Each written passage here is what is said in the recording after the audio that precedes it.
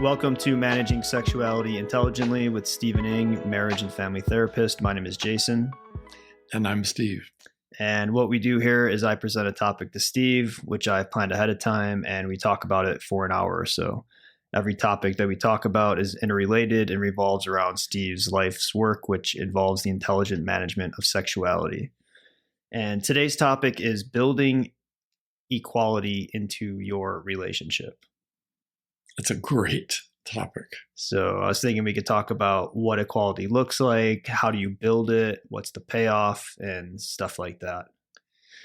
Yeah, I'm totally down to do that. It's actually a very dear topic to me, and I hope after listening to this, other people will kind of catch on to that. You know, so many of us guys, it's almost like we get downloaded with the Chilton's manual for relationships that says something like, we have to be big and strong and competent and find a damsel in distress. And then our inner knight in shining armor comes out. We rescue her. She appreciates it ever so much and agrees to love us for the rest of our lives. How could she not, after all the good we've done her? Yeah. And sounds about right. Keep going. And the problem with that model is, you know, it's so hierarchical in that she's always going to be perceived as the less competent one and never fully a partner.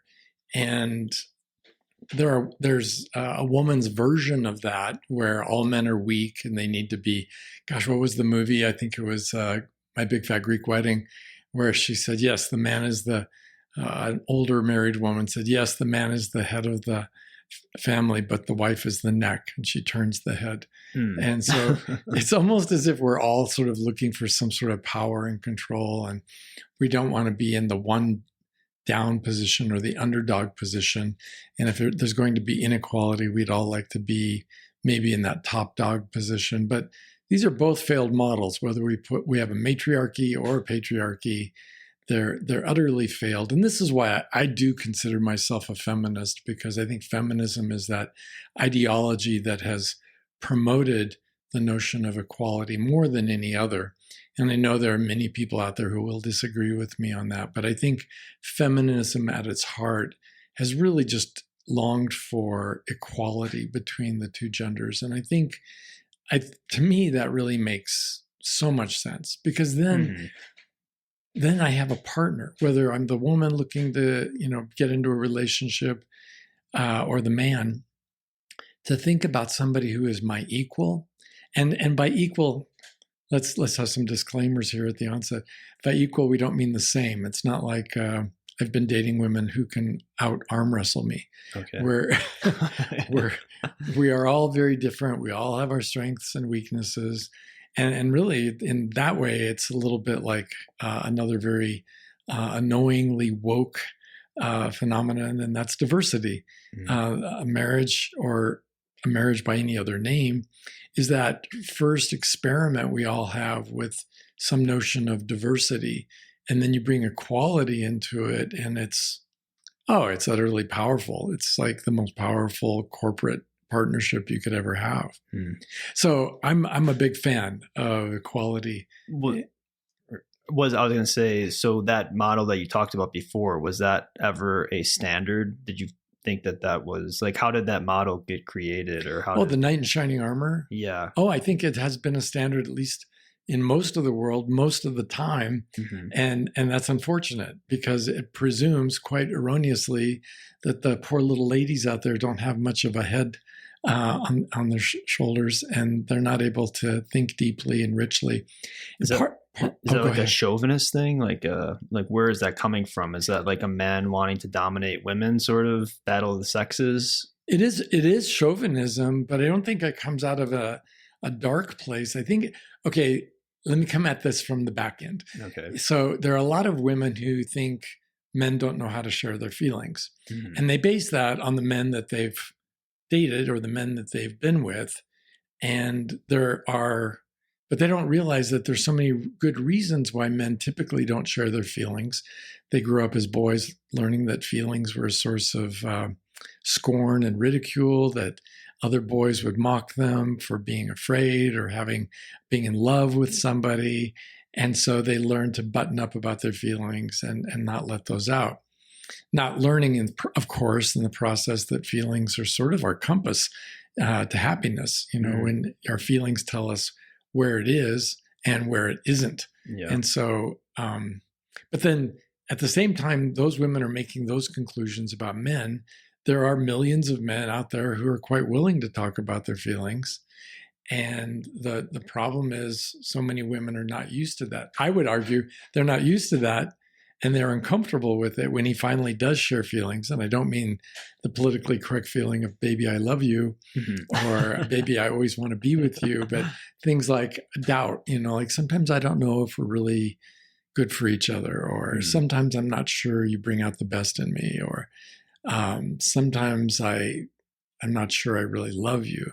Now, those are not popular feelings to share, but they are nevertheless feelings and very valuable data for anybody in an intimate relationship. I would want to know if my partner has those feelings. I'd like to listen to her very much about that and ask her, well, so when did you start feeling that way? And how uncomfortable is that for you? And I think creating that sort of environment where we have emotional intimacy is part of being in a true partnership based on equality. Yeah. And men do the same thing with women, where they presume, since women don't think the way that they do, that women must be somehow inferior.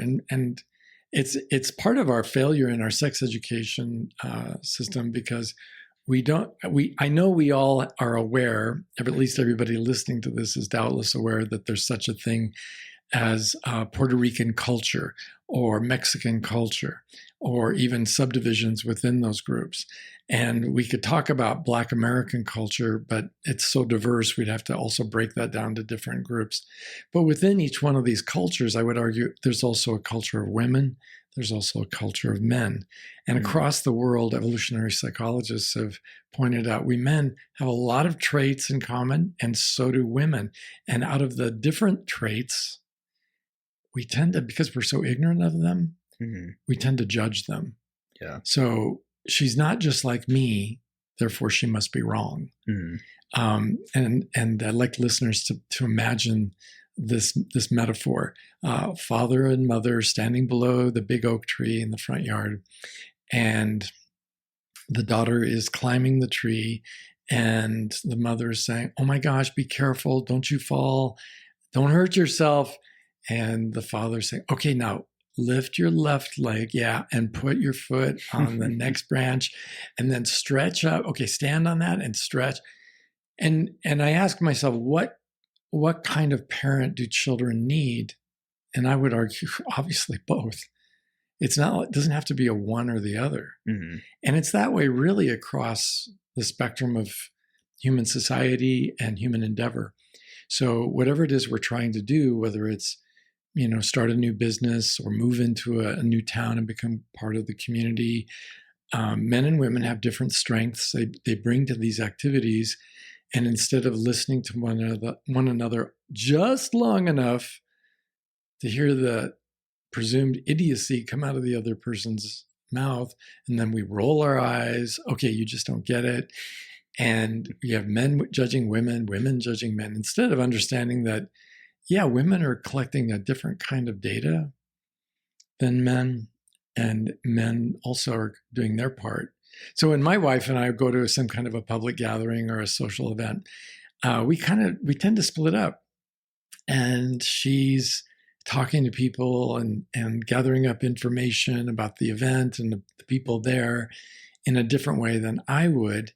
And we're different, but within that difference, that diversity, even let's say neurodiversity or cultural diversity, there's an awful lot of room for amazing equality, because we both have very important information or intel to share with one another.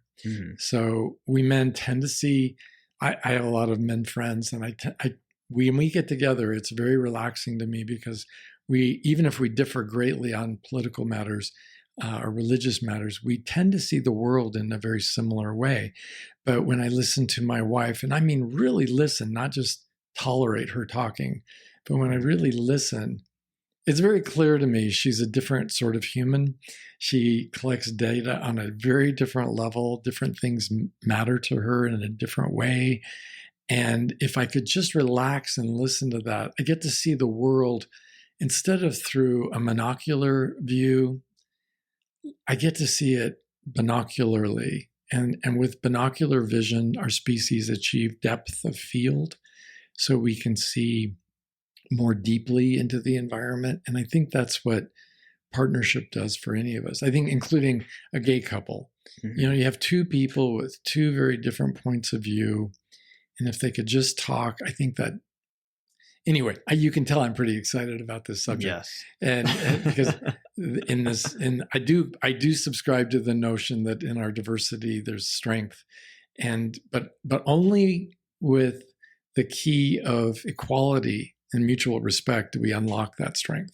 Do you ever have guys be like, well, I don't believe that, and if I just start sharing my feelings, I'm not going to feel like a man. My role of how I envision myself to be isn't going to, I don't know, uphold in my mind, and she's not going to. Is there resistance with that? Well, both with men and women in my life, I think there's resistance, and for I'm happy to report there's been a fair amount of research on this subject, and the greatest, most accurate predictor of future divorce is contemptuous behavior. So the therapist asks, and this is all being videotaped, right? The therapist asks, so give me an example of a fight, something you two fight about. Yeah. And one or the other of them starts talking about it and describing it. They're not even having a fight. They're just talking about it. And depending on the couple and where they are in their relationship, as they go back and forth, one or the other, maybe both, will be rolling their eyes and making that sound when air leaves the tire. Yeah. And they I know that well. Yeah, they're showing contempt for each other non-verbally. And it's the more indicators of contempt there are, the more quickly they are likely to get divorced. And this is like highly predictive. It's a very powerful indicator of future breakups, but it's also an indicator of a failed relationship that should break up. If you can't get over it and listen to one another with respect, you probably should break up because you're not doing it right. It's sort of like meditating. If you're meditating and you're hating it, it's not making you feel good, you're doing it wrong. It's a lot like sex itself. If sex isn't pleasant and you're not having fun, you're doing something very wrong. And so in our relationships, if I'm not delighted to hear her different perspective, if she's not delighted to hear his different perspective, we haven't really achieved, I think, a truly successful partnership. Yeah. And that's one of the main reasons marriages and relationships fall apart, because of that crossroads. So it's almost like it's scientifically being proven, and however you want to say it, that equality is one of the ingredients to having a successful relationship. Right. And so if for those who out there listening to this who actually believe me, because plenty of people hear me say things and go, I don't believe that. Well, the people who don't believe it, really, it's like, I feel like if you don't believe it, you're lying. You have to be lying to yourself at some point, because it's like the people who don't believe it, I think, are the ones who are like, oh, my wife, or oh, my husband, or oh, this, oh, that. And it's like, yeah, it doesn't sound like a fun relationship. No, you're right. I think they're in denial about what they're doing. They're in denial about the value of the other gender or the other perspective in a gay relationship. And they are also in denial of how miserable they both are in that relationship. Yeah. And who among us, if we were, in the courtship phase of a relationship and really attracted to the other person, who among us would go for a deal where the other person says, well, I'd like to have you available for sex and occasional cooking, or maybe working and bringing home some money, but I there's no way I could respect you as an equal. Yeah. I mean, as long as you don't expect that, I think we're good. Yeah. And nobody's going to sign up for that. Nobody would want that. Well, that's kind of what's being offered, but it's not being stated that directly. Right. And so, and I agree with that. It's not being stated directly.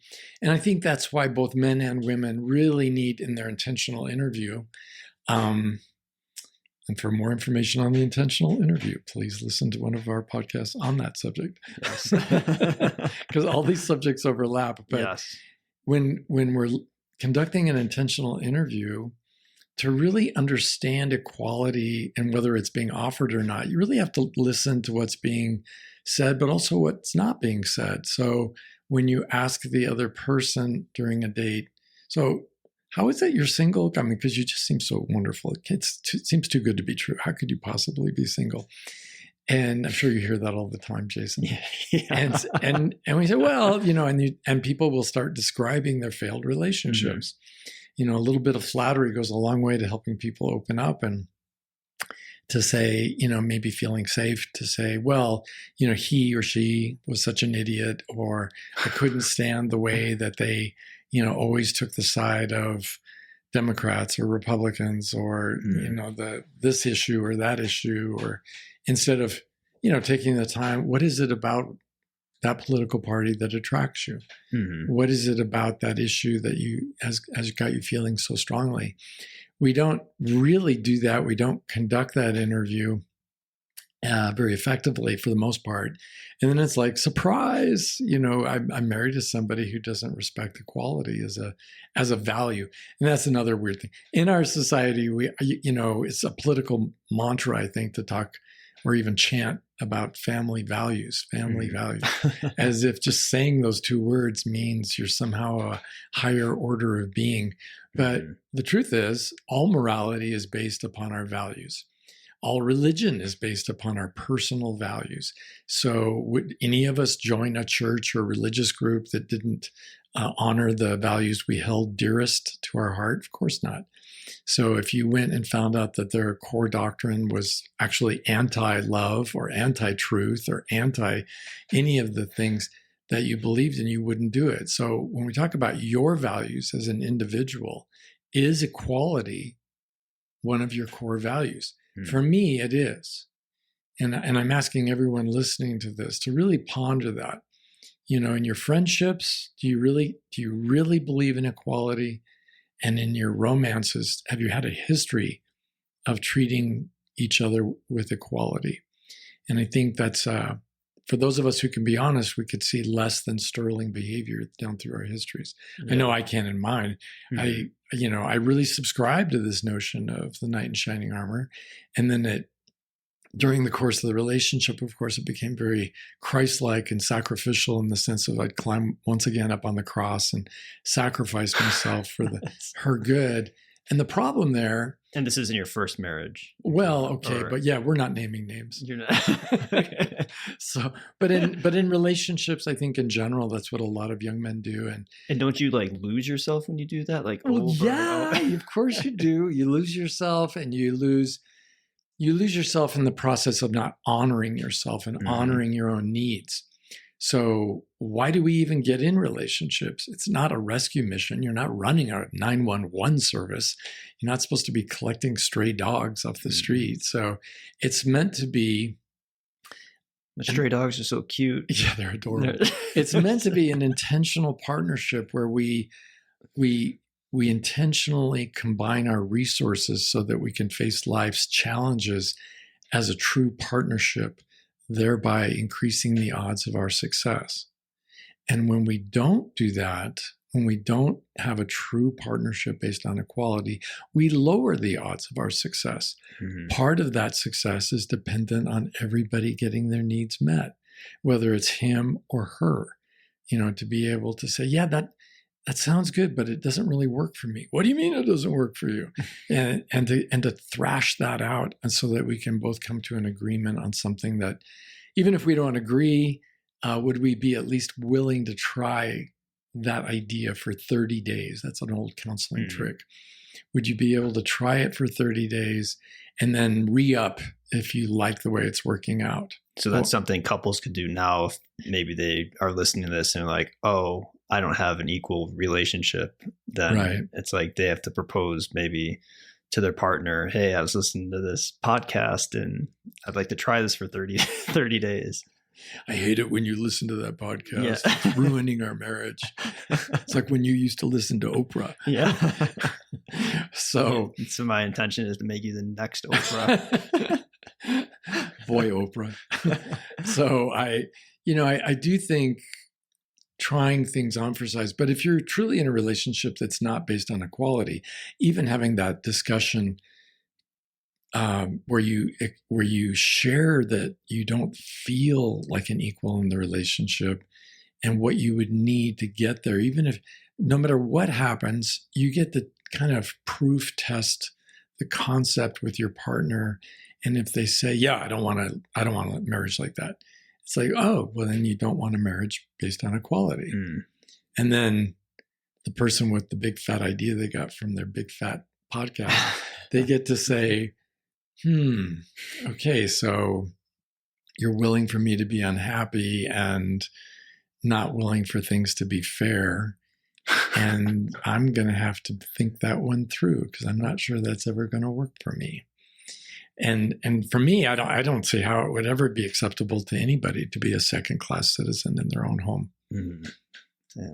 So it's a lot to think about if you're in that situation. Oh, it's so common. It's so very common. You know, we have a national scandal in our rate of domestic violence. And I'm not one who believes that the men are always the villains, women are always the victims, because I've met too many men who are the recipients of abuse in the home, and they do feel dominated and controlled by their partner. So, and then of course there are all the gay couples who are with same-sex partnerships, and it's neither one gender nor the other that's at fault there. It's both. But if that's the relationship I'm in, and I say this both to the victims and perpetrators of abuse in the home, that's the relationship I have built along with my partner. And if I don't like it, being able to talk about it and get to the point where I can begin having a conversation. So how can we fix this? Sadly, not too many marriage and family therapists, really sadly, right, are not real good at about establishing an ethic of an abuse-free home life. I've seen a lot of failure in that area, but I think if people came to a therapist, if necessary, and said, look, I'd like to build a relationship with my partner that was truly abuse-free based on equality. Can you help us? And then held the therapist's feet to the fire. And then instead, when things aren't working, you get to confront your therapist instead of having an argument with your spouse, and have a nice argument and also help train the next generation of therapists to do a better job on this, on this subject. Because I don't see any of us signing up for a relationship knowing that we'd be the underdog and that our partner would always be the top dog in the relationship. That just sounds horrible. Yeah. And it's so common. So I started talking about domestic violence, but even without domestic violence, well, he would never hit me, or she's never done things like that.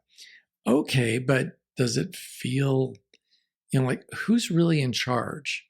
When you go to a store, who decides what? When it comes down to the money, who's deciding what? Do you really discover solutions based on a partnership discussion? Or does somebody lay down the law? Well, I'm not doing that, or no, you can't do that.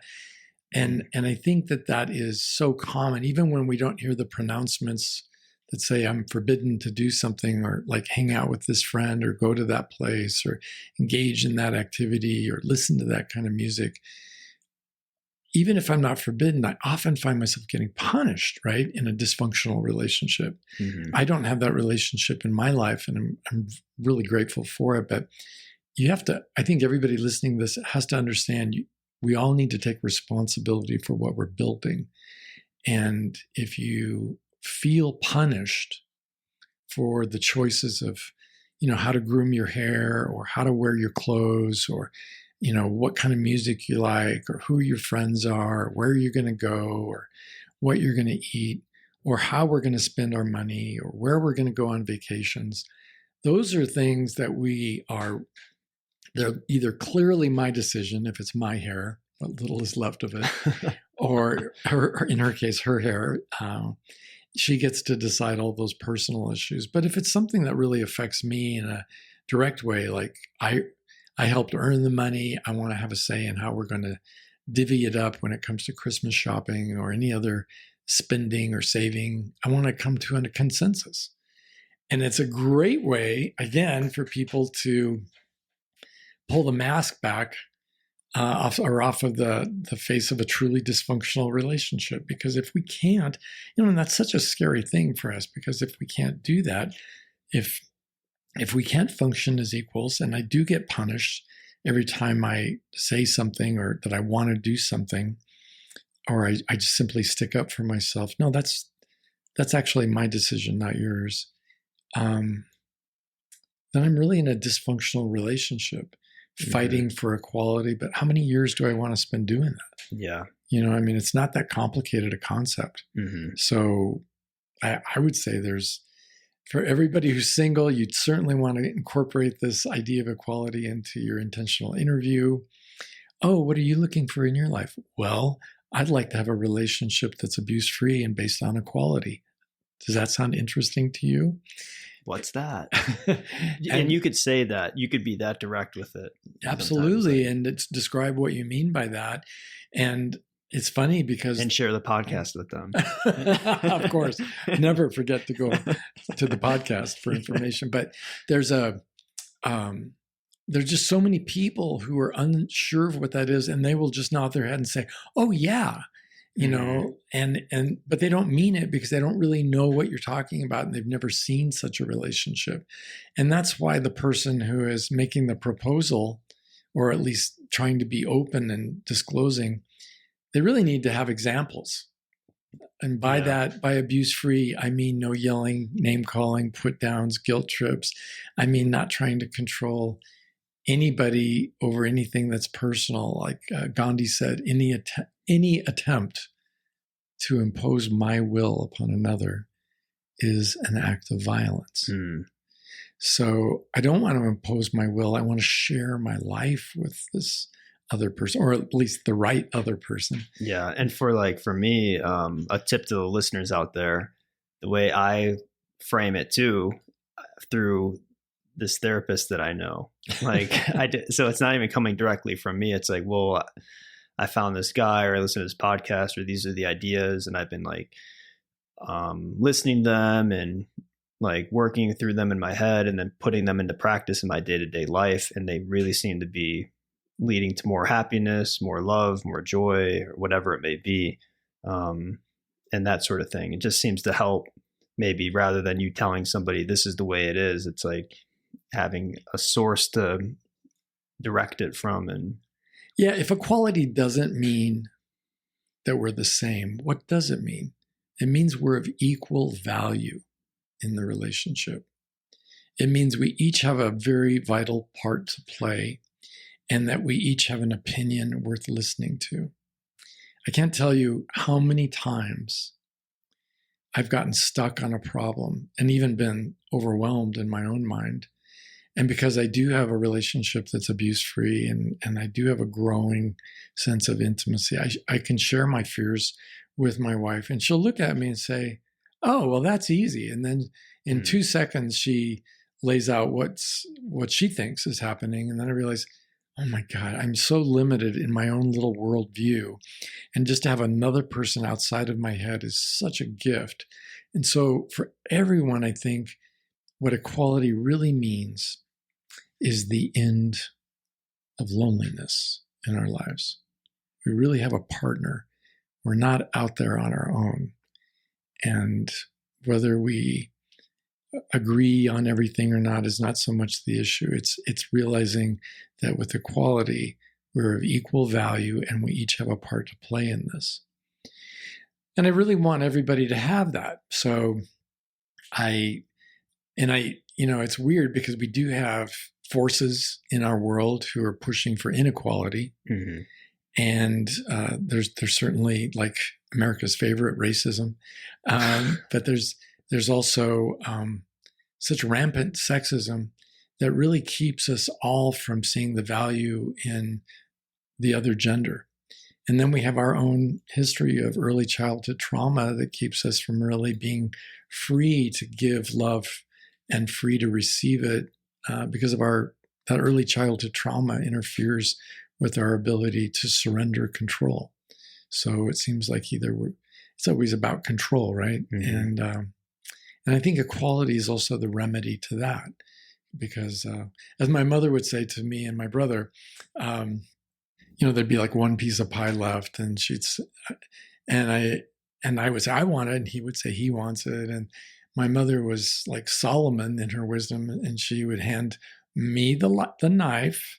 She'd say, "Okay, you get to cut the pie in half, or the piece of pie in half, and then your brother gets to pick which half of the pie he wants." And I have never, I don't think brain surgeons cut more carefully than I do. And it was a delicious piece of pie.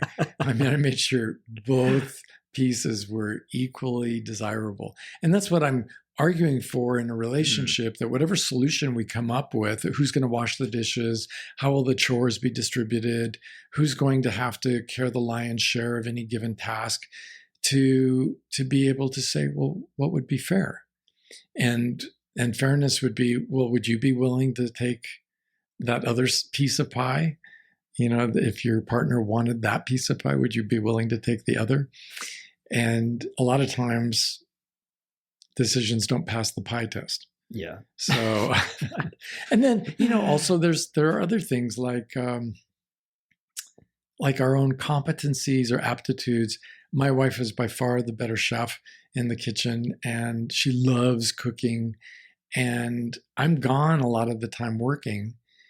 And so it's quite natural for her to do the lion's share of the cooking. Mm-hmm. But at the end of the day, and I look at all the work she's done, both running my practice and doing what she does elsewhere in her life outside of, the clock at work, it's only fair for me to start washing the dishes. Yeah. It's only fair for me to do anything for her that she asks of me, because I've never been able to find myself outworking my wife. Mm. Yeah, you clear the table. I've seen you do that. Oh, I try, and it's not like I'm perfect, because I can be very selfish and self-absorbed, and I admit that.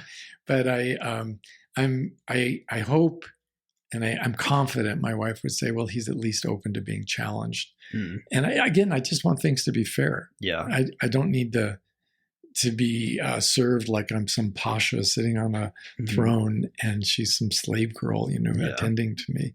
And and we both do stuff like that out of fun. Mm-hmm. I'll do things like bring her stuff or that kind of thing. But that's just goofing around and also being loving and kind with each other. So yeah, I don't mean to make it all sound like it has to be contractual. I think it's meant to be free flowing and very comfortable, so that we can both say, well, it's roughly equal. Yeah. Maybe not 50-50, but say 55-45 or something like that. And with the quality too, this is something like we talked about building it too. It's something you want to start as soon as possible. Oh yeah. Before you ever make a commitment, first of all, defining it and assessing a potential mate for their willingness to be engaged in such a relationship, and then troubleshooting it. I think for people who are dating, I think it's reasonable to take turns initiating the social outings we refer to as dates. The date is an intentional rendezvous with a romantic and sexual agenda. And if I invited her out to a restaurant last week, for her, it's on her the next time, and it doesn't have to be equally expensive or equally the same in any specific way, but just I think it would be wonderful for couples to practice what it means or what it's like to be in a relationship where they are each taking responsibility for the relationship itself. Mm-hmm. And they're kind of both doing different roles. It's not the man doing I make every decision. This is how we do it all the time. And I always pay for dinner. It's the switching of that. And I think it also gives people talk about, I guess, masculine, feminine energy or whatever however you want to describe it. But it seems like those polarities or those differences need to be kind of working in opposite. If the woman suggests the thing, the man is kind of taking the more feminine role of accepting in a way. I was reading the Tao today, as I do every day, and the passage I was reading said that giving and receiving are the same thing. They are one. They are one thing, and it really makes sense to me, because it's a gift when someone will, to me, when someone accepts what I'm offering them. And for me to receive a gift, I have to really surrender, whether it's a gift of service, like bringing me a cup of tea, or a gift of, something material, or a gift of time. It's humbling. It's humbling to be loved and served in that way. And so it really is the same thing. Yeah. It's really a dance we do with each other, and masculine and feminine, or yin and yang. I think they go together that way. And there are people who are listening to this going, yeah, but is that really even possible? I've never seen a relationship like that. Yeah. I mean, I'm not that, I'm not short on self-esteem. I like myself. My mom really loved me. But I know I'm not that special. I'm not like one in a million, or I'm not so different from everyone listening to this that I can do things you can't do. If I can do this in my own little life that has been so very flawed and so full of dysfunction, I think everybody listening to this can have these conversations and build it. But like intimacy, we have to realize you don't build Rome in a day. It takes time to build this, and courage, because we have to be willing to speak up when maybe there's a cowardly part of ourselves that would like to avoid the conflict, or in a lot of cases, a smart part of ourselves that knows things are dangerous if we engage in conflict. In those cases, you need to covertly find a lawyer, maybe call the police, get a restraining order, whether it's a him or a her we're talking about. But in all things, safety first. Take care of yourself. Have you ever had people in your office work on this and it not work, or if it, or if it does work, like what are some instances or things that invariably it seems like as we go through life, we're going to meet people who don't want to give up control. Okay, so it goes back to that. Yeah, and I'm a recovering control freak. I grew up with a lot of fear and anxiety. My remedy was to become controlling. And just like the remedy my mother chose was to be not only controlling, but to drink a lot of alcohol.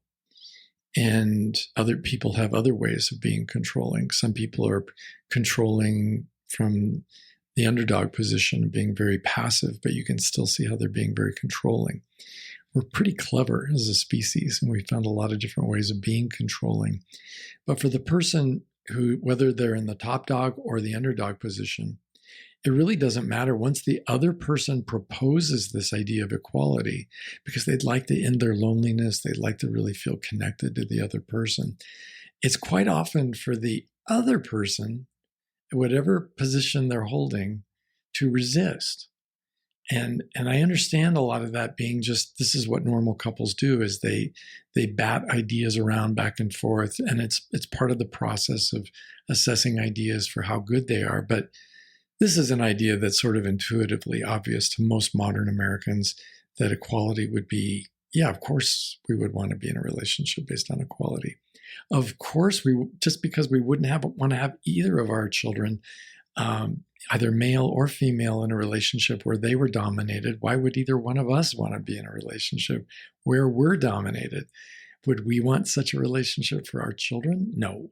So I think sometimes they say that though, but then they're living it. Yes. Kind of they're like, yeah, I want it all to be equal. But then when you look at their own relationship, it's like, it's not even equal. You're not. Right. And that's, again, that binocular vision where we have the other person's point of view and somebody's pointing things out.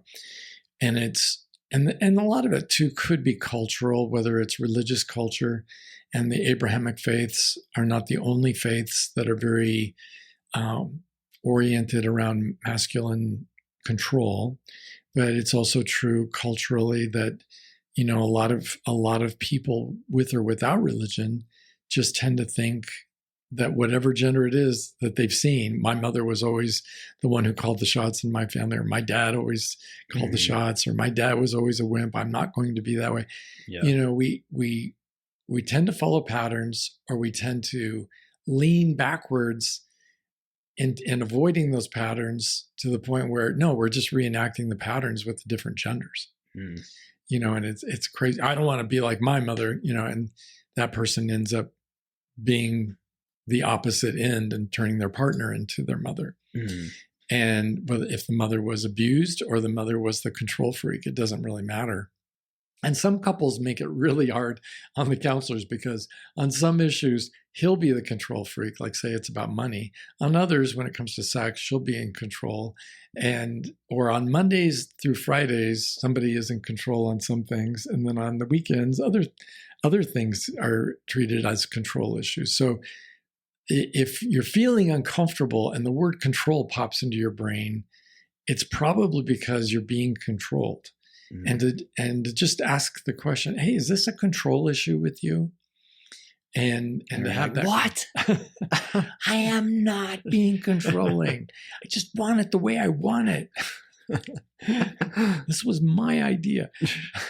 So just to be able to say, yeah, but is that really fair?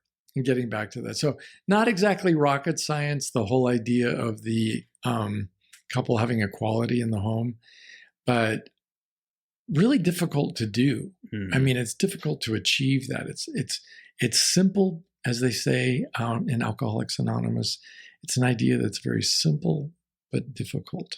In that context of not drinking, you're saying? Well, in the context of working a program, it's a simple program. Yes, it's just really difficult. You know, and it's the same with anything worth having. I think it can be very simple. But that old saw about the devil being in the details, and you just can't give up. You know, you just can't give up. But at the same time, I don't want to be laboring over this for years and years. So, how long would you give it? Like, would you say? Oh my gosh! Well, how good is the sex in this thought experiment? Oh, that's good. So, there's a few different scenarios. What if the sex is a 10? Oh, well, then I'd give it probably years and years. Okay. But the sex is but how long really would you give if it was good sex? Because I've had, I've had situations with friends that have been in situations like that where it's completely not equal and dangerous, and it's like, get out, but it's like the sex. Well, okay, so it was sort of a joke when I said that. Yeah. And the reality is, for those of us who really like sex, we know that the best sex is in the context of a loving relationship. And it isn't a matter of, seeing how many positions I can turn Gumby into, like some kind of a child's toy, or how, let's see how she earned that gymnastics gold medal anyway. I want to, it's got to include intimacy, and intimacy is about safety, safely sharing our lives with one another. And can I feel safe if my partner A is trying to control me, or on the flip side, B doesn't really have my back the way I need a partner to have my back, because they're waiting for me to make all the decisions. Yeah. So it's like an illusion, essentially. It is. And so there's no point, I was joking about the sex being really good, because without equality, the sex is not really good unless you have the mind of a 13-year-old. I think it's a 13-year-old mind thinks it's a 10. Yeah. But it's really like a 2. Right. If you're not a 1. Absolutely. Because it's always going to be, just if you do the thought experiment again, whatever your partner looks like, however wonderfully titillating the sexual arena of your life is, if there's no equality, then there's no intimacy. And if there's no intimacy, the sex is not really even close to what it could be. Yeah. That's a whole nother thing that people have to think. Well, yeah. And it's a truism that just doesn't, it doesn't get better on its own. It's like the vulgar man who looks at his girlfriend and says, well, it's not going to suck itself. Come on. Yeah. And this doesn't get better on its own. it doesn't just, it's not like one of those really modern material science kind of things where it just self heals. Mm-hmm. It marriages and other partnerships by different names, they need to be based on equality, and that's the foundation of being able to engage in effective problem solving. Yeah. So if my partner just, here's another like petty example, but it's not really petty, just takes it on themselves to start hanging up their favorite artwork on the walls of our new apartment. Mm-hmm. When we've just moved in and we've never lived together.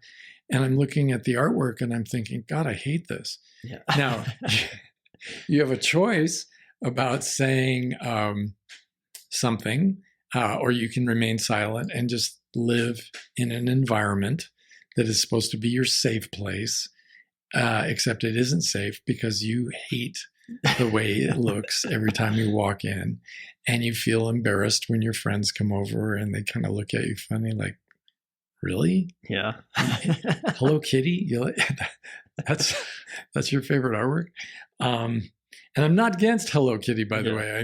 But just if that were an example of art in a home, if I were 50% of that partnership, I would have to say something like, hey, hold up, before we hang any art, let's talk about what we're going to hang, because I want to hang art, but I want to agree on what it is we're hanging. Otherwise, we each need to start with our own little private spaces. If they each have an office in the house, or they each have a little corner, like typically the guy gets the garage, right? Yeah. So, what if she was like, "Oh, I knew you didn't like my art." Well, you're right. I have never liked this art, and yeah, because you don't like me. Like what about that kind of personality? Well, I would laugh. Take it personally. Yeah, I would laugh because the one has nothing to do with the other. And although that's not entirely true, right? If I go over to her home and her home is decorated with art I find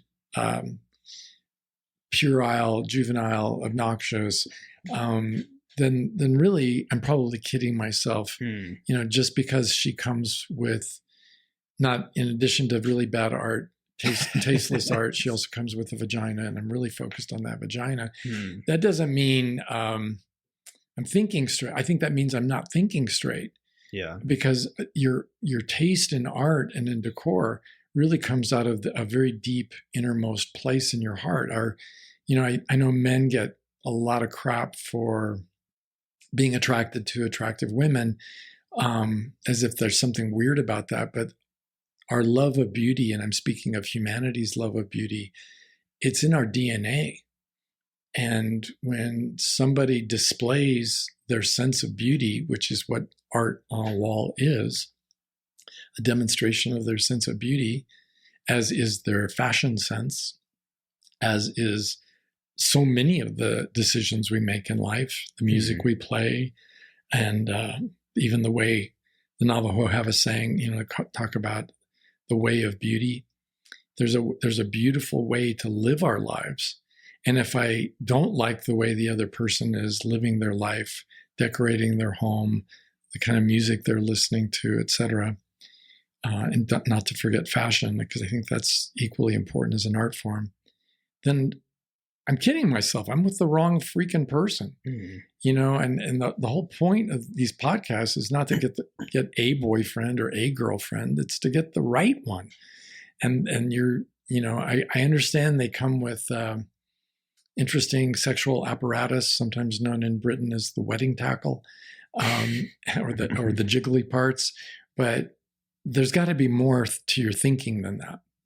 And I'm saying it this way because I think really every teenager needs to hear their parents talk like this. Yeah. Every young person, even before their teens, needs to hear this, before the hormones start really pumping up, to understand that, no, art it's meant to be a statement of beauty and to have meaning in our lives. It's not just a pretty picture to hang over the couch. I remember my poor mom, she was raised through the Depression and, never made it very far in some ways in her life. And she found out how much I paid for the first piece of art I bought after my divorce and from my first marriage. And my mother looked at me like, as a child of the Depression, Mm-hmm. like I'd lost my mind because I didn't have a couch. I didn't have furniture. I was living in an empty apartment. And it was just something about that painting was so healing. It was so lovely to look at. I still have it to this day, 35 years later. Mm-hmm. And it just means the world to me. And it's meant the world to my wife when we were just getting to know each other. She saw it and she started talking about it, and then we started talking about it, and it brought us closer together. Whereas other women would look at it with a glance and say something really disparaging in a scornful way. Yeah. And it's not like I'm saying we're not all entitled to our opinion or our taste, because we are. But when I heard that, I realized, oh, this is like, what's that paper that turns pink or blue in the laboratory, in the chemistry lab, whether you have a base or an acid. That paper. Yeah, I can't think of it. Yeah, okay. I was thinking of like Hello Kitty. It's like that piece of art was like the equivalent to like a Hello Kitty poster. And the woman's like, I'm not, this guy is, no, thank you. Well, it's a litmus test. Yeah. It's a litmus paper, tells us something. And my art on the walls became a litmus test for the women I dated. Okay. And they would come over or look at the books on my shelf, which is another litmus test. And it's also a statement about who I am intellectually, but also aesthetically, what it all means to me. Gosh, you have so many books. Yeah. Why do you have so many books? You read? Sure seems like you read a lot. And I would hear these comments and I think, yeah, this is not going to work out. I mean, maybe for the weekend it will, but not in the long run. So I think both men and women, get to have those opinions. And art isn't, especially in this day and age, anybody with any income who can afford a poster can afford art. And we get beautiful reproductions of famous masterworks. And on the internet, you can find like a near infinity of available art forms to purchase at a very reasonable rate. So there's no reason why any of us should avoid or abstain from getting our aesthetic needs met and shortchanging ourselves by not having beauty in our homes, whether our home is a studio apartment or just a room that we're renting, or it's a 3-bedroom house. It can still be beautiful. Mm-hmm. And I think the way of beauty encourages us to think that way, so that we need beauty in our lives. And especially I would say to men, because men without beauty in their lives tend to see a beautiful woman and their reaction is an overreaction because they're so beauty starved that her beauty is like, he goes into a feeding frenzy. He must have her. Mm-hmm. And really it's sort of like everything else. I think the most I can hope for from a woman is that she could be a wonderful part of an otherwise wonderful life. Yeah. But if I'm having a very not wonderful life, bare walls. Yeah. And I've known men and women who have homes with bare walls. Yeah. I've lived like that for quite some time, but I was also the excuse of being a writer. An ascetic, maybe like a monk, living in a cave somewhere. But, it's fortunately, we get to grow and change. I didn't always have an interest in collecting art. That's an acquired habit. And now I think I have more art than I have walls. And I'm thinking about I'll have a summer and a winter collection, and I'll rotate art in and out, into of course, a climate controlled environment, like a closet or something, and just keep it safe. But it's the same with fashion. And I'm not arguing for materialism or saying that only people who can afford fine art get to have a good life. I think there are plenty of starving artists in this world who are just getting started. Finding them and paying them the $50 or the $100 or the $200, the $400, whatever you can afford. There's a price point at which you can go ahead and start becoming an art collector. And we're a far cry from equality. But what I find is that there are couples who are so unequal that they can't solve the problem of hanging anything on the wall. Yeah. So they're an ineffective couple. They can't solve problems. And I think that's a great reason for a couple to get a divorce. Yeah. They're just inefficient and incapable of solving even simple problems like that. Yeah. And again, going back to that one question though, aside from the sex, like how long would you say somebody in a relationship should give it a try with the equality? Is it like a month, 3 months, 6 months? Like what Oh, would be a good like just like it's like, all right, well, I tried it for 3 months now and it's just not working. well, for me, first of all, I have to decide, is this a value for me as an individual? Yes, it is. And it's something I'm not willing to live without. So when I'm interviewing candidates for a leading role in my life, if I get a firm, yeah, I just think the man should be in charge. Yeah. And I say something like, are you sure about that? And we have a little bit of a conversation. If her thinking doesn't change, probably by the end of the date, oh, you're done then. Yeah, I'm done because it's that important to me. It's definitely in my top 10 values. It's like a woman saying, well, I don't think I could ever really love you, but I'd be willing to serve you. It's like, yeah, that's not really what I'm aiming for. So like love is one of my top 10 values, but equality is as well, because it's so integral to love and to intimacy. Because otherwise, I mean, really, you're not talking about even a partnership. You're talking about acquiring something more like a pet, that requires, like a service monkey, and instead of a true partner in life. Those are cool, though, service monkeys. So the payoff of all this, again, it sounds like it was the end of loneliness. When you're equal and you're in your equal partnership, you both feel seen and accepted, and that's allows the love to blossom. Yeah, and there are different kinds of loneliness, right? If I'm living a life worth living as a single person, then I experience loneliness, but not to the point of disabling levels of loneliness. But even that person who's figured out, okay, I do need to have a life worth living so that I can have a life worth sharing. Nevertheless, I do feel lonely, but I'm not willing to settle for somebody who doesn't believe in equality.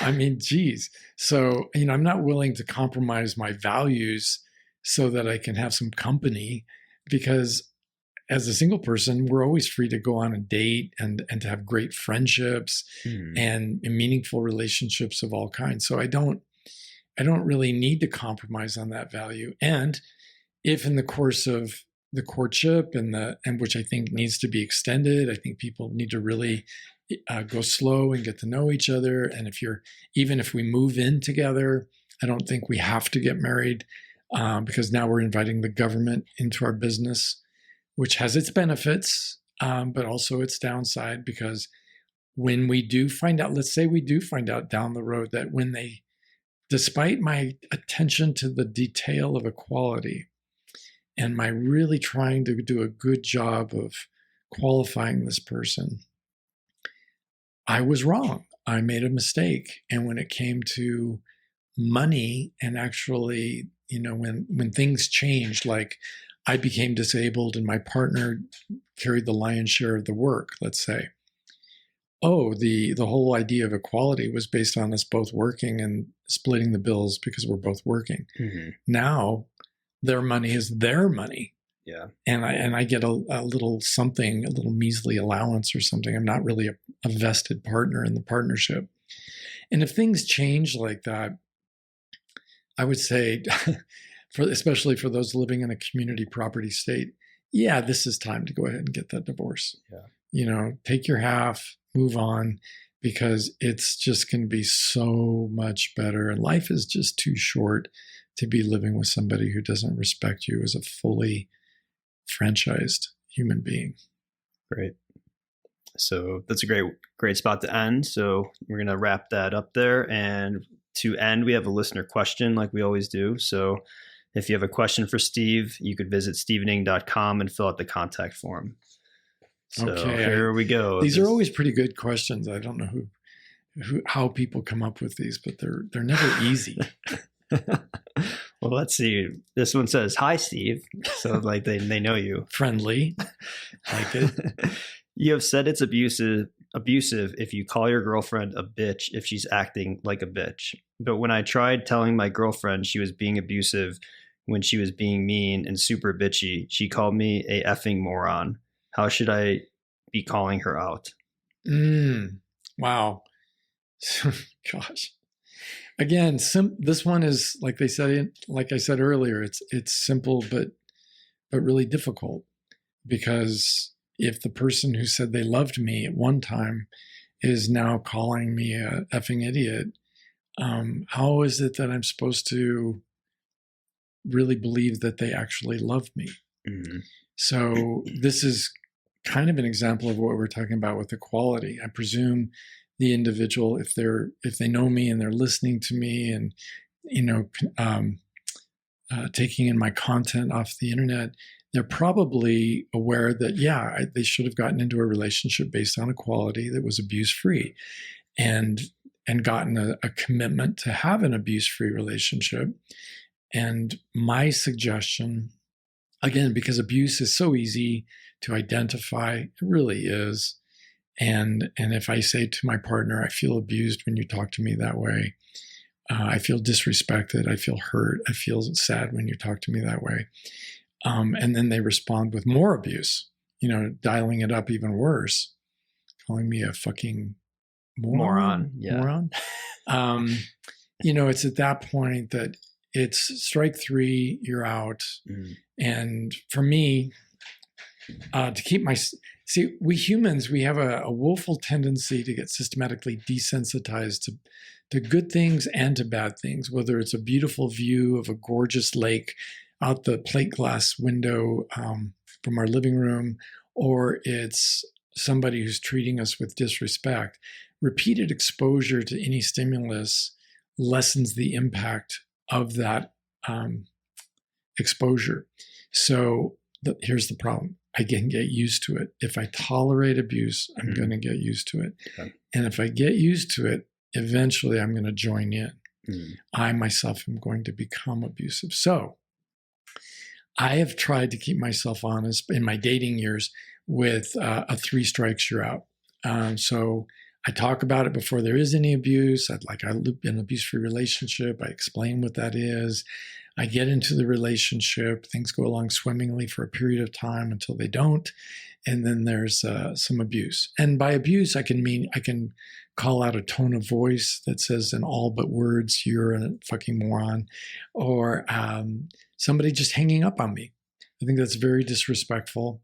And it's not like I was being abusive or yelling at them when they hung up on me. They were just mad. And it's a disrespectful way to terminate a conversation. So I mean respectful. If it isn't respectful, it is abuse. And if this has been going on to the point where I'm being called names and and my partner is using that kind of language with me, then I think, we've reached that point where there is, I don't need to threaten her. Well, if you don't stop, I'm going to, I'm leaving you. You don't need to really do that. If you feel inclined or it seems right and smart, you do get to say, I've thought about this a lot since our last argument, and this just isn't working for me. I need to move on with my life. And then she says, goodbye, you fucking moron. Yeah. Or, no, baby, please don't leave me. I didn't mean it. I'm so sorry. Mm-hmm. Yeah. But the problem with that is it's like the man who beats his girlfriend or his wife and apologizes copiously each and every time, but he keeps doing it. Or he keeps threatening, non-verbally or even, non-verbally with his tone of voice. If you keep talking, I'm going to, give you something to cry about, that kind of thing. Mm-hmm. So it's just, it's such a devastating deal breaker that it's sort of abuse is to a family what thermonuclear weapons are to a country. It's utterly destructive. It creates a wasteland. And so I think what's challenging is really looking in and having the courage. And again, I want to say this to parents, that it's really important to train your children to be utterly intolerant of abuse, to confront it and to negotiate an abuse-free life or partnership from the beginning, and then confront it whenever it rears its ugly head. But if it's, and if it's once every 10 years that my partner uses a tone of voice, that I can work with. But if it's 3 times in 3 months that I'm having somebody yelling at me or calling me names, yeah, that's strike 3, and we're done. We're out. Yeah. I can do better. Great. All right. Well, thanks, Steve. And thank you all for listening. And we'll see you next time.